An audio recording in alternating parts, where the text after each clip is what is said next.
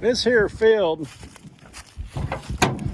get it going back around this way. This field here, the property owner calls this one Jacob's patch.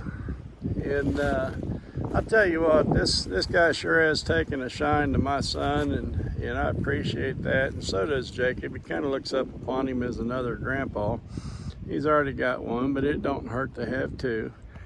But anyhow, property owner calls this one Jacob's patch. It's got a little pond right up there. You can see the dried up cattails, and that'll typically hold water, a little bit of water, all the way through the summer months.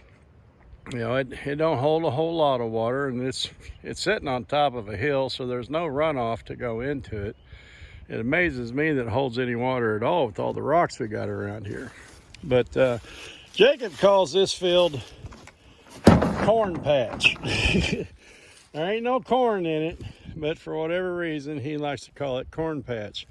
As you can see around the edges here, now this I just dissed yesterday. That brown strip down through there, I rototilled it a few months ago, and then I run the disc around all the way around the edges yesterday. And you know, this field here, Jacob's patch, corn patch, whatever we're going to call it, we don't do a whole lot of work in here. It grows up nice and thick. You can see that sage grass over in there, and there's some briars along the edges and things like that. It makes a nice bedding spot. And there's another one just up the road just a little bit that's even better than this one, because it's got some brush in it and things like that. But keeping in mind that deer like to have that first and second feeding in and close to their bedding areas, and this isn't too far away from grocery patch. I don't know if it sets in the center of the 1,000 acres or how it lays. We're probably further to the west than center. But I got me some rapeseed yesterday up at Hirsch. You can get these tubs, these storage containers up there at Hirsch. They're like $19 or 20 bucks or something like that.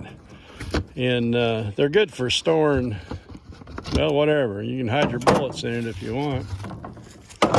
Now, this ain't the choice spreader to use, but that's the one that I could find this morning. If you guys know me, you know there's a lot of things that I got that you just don't never see.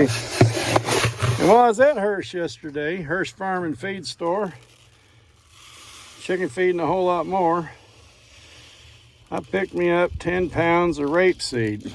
And you know, rapeseed, first of all, it's really good for protein. It's also really good for oils.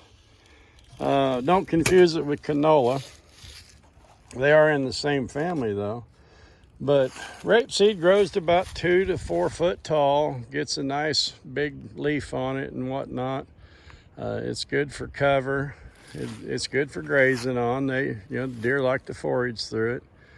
And it's got, like I said, it's got a nice protein content. I looked it up yesterday to remind myself, and I can't remember what it was. It seems like it was in the upper teens, low 20s or something like that, much like alfalfa. It's a lot less maintenance than alfalfa. It provides nice cover. It'll help smother out some of these undesirables down here in the bottom as well.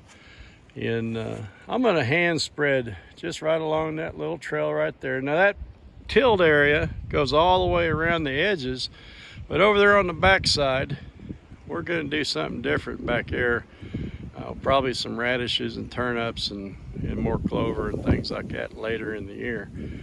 I'd like to have a path of switchgrass running right down through there. I'll tell you what, for cover and concealment, even sound deadening, switchgrass is probably the best thing out there. Grows 5 to 7 feet tall. You'll see it in the big major cities. Sometimes they put it along the edges of the highways, in between interstate systems and subdivisions to help, it's a barrier for sound. But as you can see, the road that goes from field to field goes right through the middle of this little field, or not through the middle, through the edge of it. And if there's deer bedded in here and you need to go from there to there, you got nothing to hide behind. Okay, so it'd be nice to have some switchgrass down through there. That stuff costs $10 a pound, and they say it goes a long way. Think pampas grass if you don't know what switchgrass is. Grows nice and thick and tall, and in a couple years time there'd be a nice screen down through there that a person could walk behind, and as long as you weren't making much noise, you wouldn't be seen or heard. Welcome to Corn Patch. Let me get my rapeseed out. Y'all have a good day.